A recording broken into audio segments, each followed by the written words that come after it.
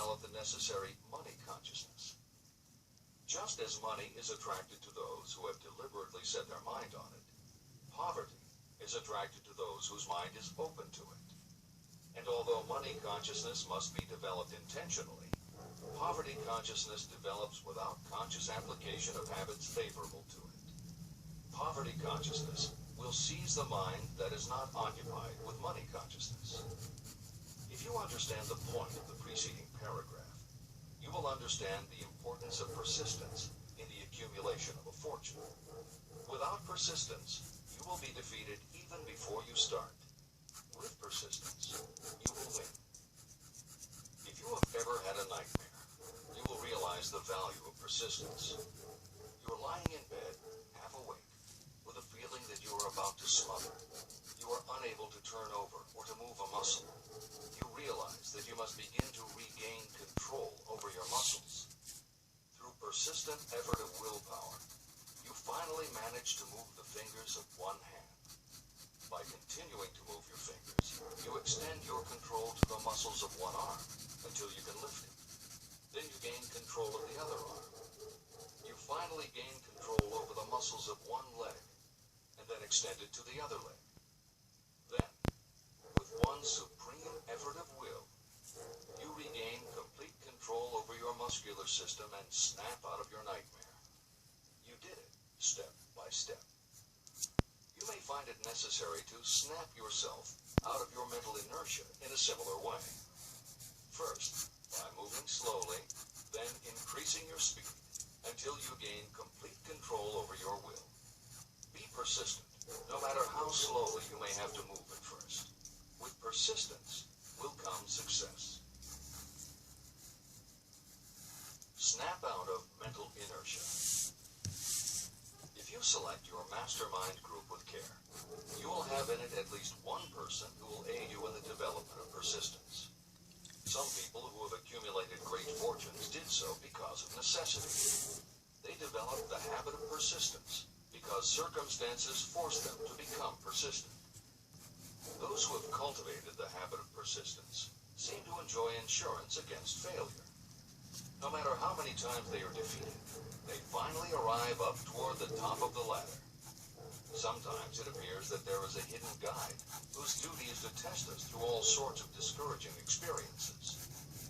Those who pick themselves up after defeat and keep on trying finally arrive, and the world says, "I knew you could do it." The hidden guide lets no one enjoy great achievement without passing the persistence test. Those who can't take it simply do not make the grade. Those who can take it are rewarded for their persistence, and in return they get the goal they are pursuing. But that is not all. They receive something infinitely more important than material compensation: the knowledge that every failure brings with it the seed of an equivalent advantage. Persist past your failures.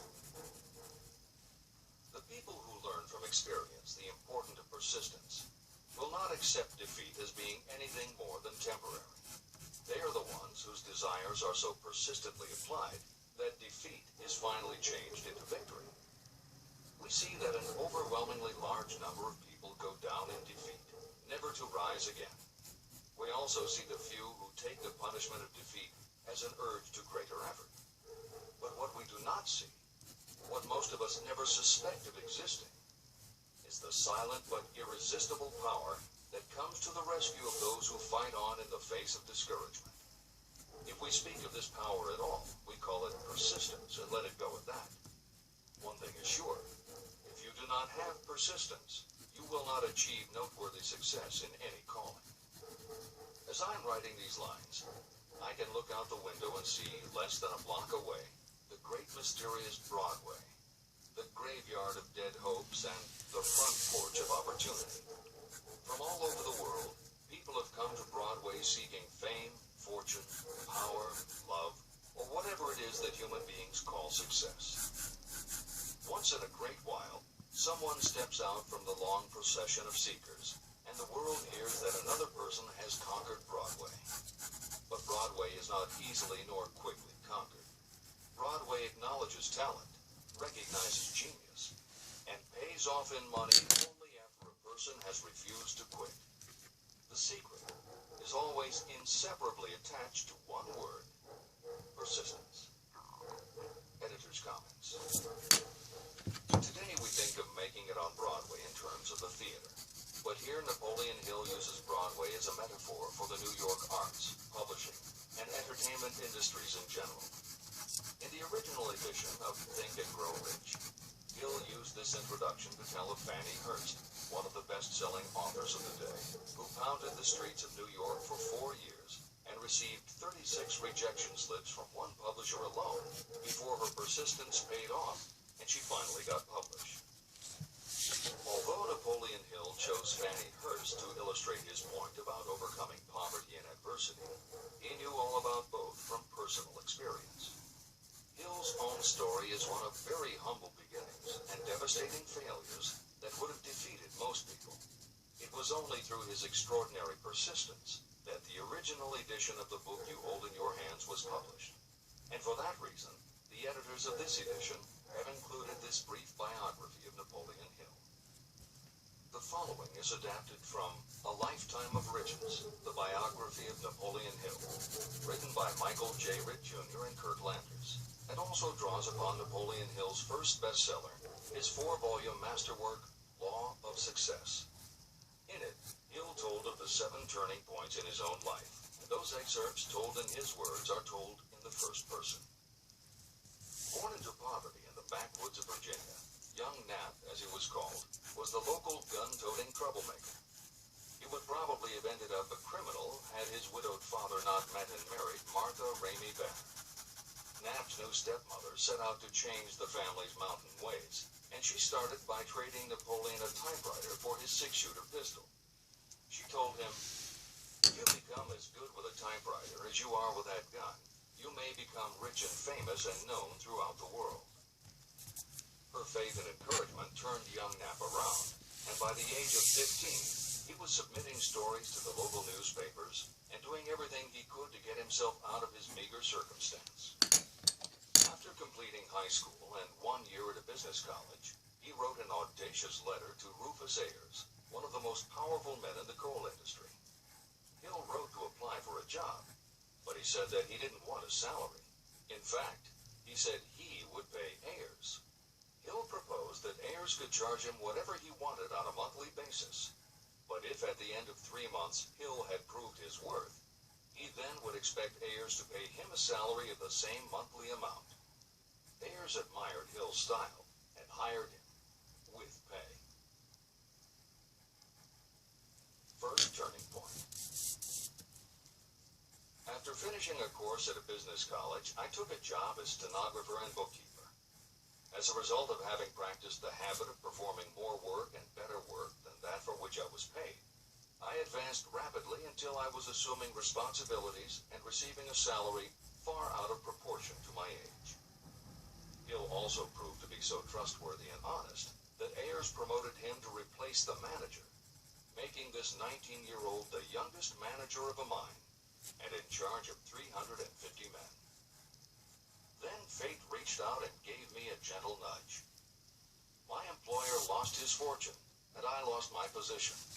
This was my first real defeat, and even though it came about as a result of causes beyond my control, I didn't learn a lesson from it until many years later. Second turning point. My next position was that of sales manager for a large lumber manufacturer in the South. My advancement was rapid, and I did so well that my employer took me into partnership with him. We began to make money, and I began to see myself on top of the world again. Like a stroke of lightning out of a clear sky, the 1907 panic swept down, and overnight it rendered me an enduring service by destroying our business and relieving me of every dollar that I had. Editor's comment. The panic Hill refers to began in the summer of 1907, when a number of banks and stock brokerages declared bankruptcy. Word spread to the general public, and it created a run on the banks as depositors lined up to demand that they be given the money they had on deposit. Banks called in loans to meet the demand for cash. But those borrowers couldn't find buyers for their goods or property, so they couldn't pay back their loans. When the banks couldn't get back the money they had loaned, they repossessed the homes or businesses that the borrowers had put up as collateral. Businesses were closed, farmers were evicted from their land, jobs were lost, so even more banks were forced to close, and it just kept getting worse. America was caught in a downward spiral that was reversed only when the major Wall Street bankers and financial executives, who were themselves in danger of losing their businesses, stepped in to shore up troubled banks.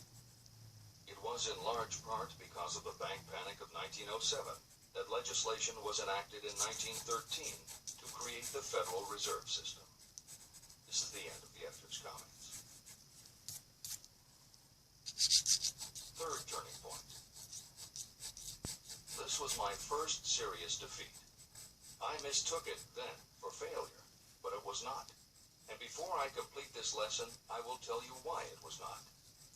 It required the 1907 panic and the defeat that it brought me to redirect my efforts from the lumber business to the study of law. I entered law school with the firm belief that I would emerge doubly prepared to catch up with the end of the rainbow and claim my pot of gold. Napoleon Hill planned to put himself and his brother through law school by writing articles for Bob Taylor's magazine. It was through the magazine that he arranged the fateful meeting with Andrew Carnegie, described at the beginning of this book. As was noted there, when Carnegie proposed the idea of writing The Philosophy of Success, he told Hill that he would have to earn his own way. I attended law school at night and worked as an automobile salesman during the day.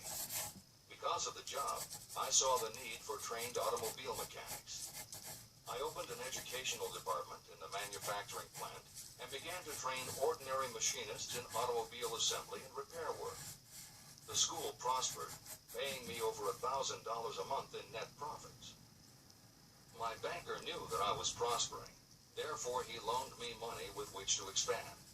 A peculiar trait of bankers is that they will loan us money without any hesitation when we are prosperous. My banker loaned me money until I was hopelessly in his debt. Then he took over my business as calmly as if it had belonged to him, which it did. From an income of more than $1,000 a month, I was suddenly reduced to poverty. For the third time, Hill had experienced defeat, but he was not beaten. He got another job, and all the while continued to work on the Carnegie Project. Fourth turning point, 1912. Because my wife's family had influence, I secured the appointment as assistant to the chief counsel for one of the largest coal companies in the world. I was among friends and relatives, and I had a position that I could keep for as long as I wished without exerting myself. What more did I need? Nothing, I was beginning to say to myself. Then, without consultation with my friends and without warning, I resigned. This was the first turning point that was of my own selection. It was not forced upon me.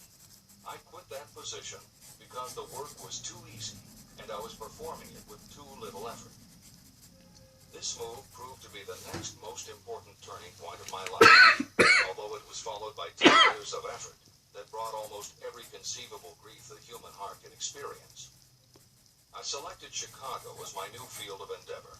I made up my mind that if I could gain recognition in Chicago in any honorable sort of work, it would prove that I had something that might be developed into real ability. Fifth turning point. My first position in Chicago was that of advertising manager for a large correspondence school. I did so well that the president of the school induced me to resign my position and go into the candy manufacturing business with him. We organized the Betsy Ross Candy Company, and I became its first president. The business grew rapidly, and soon we had a chain of stores in 18 different cities. They did so well, in fact, Hill's partners decided they wanted to take over the business. They had Hill arrested on a false charge, and then offered to withdraw the charge if he would turn over to them his interest in the business. Outraged at the suggestion, Hill refused. When the case went to court, his partners failed to appear for the hearing. Hill sued them for malicious damage to his character. The judge's ruling completely vindicated Hill and allowed him the option to have his partners thrown in jail. Being arrested seemed at the time a terrible disgrace, even though the charge was false. It was not a pleasant experience, and I would not wish to go through a similar experience.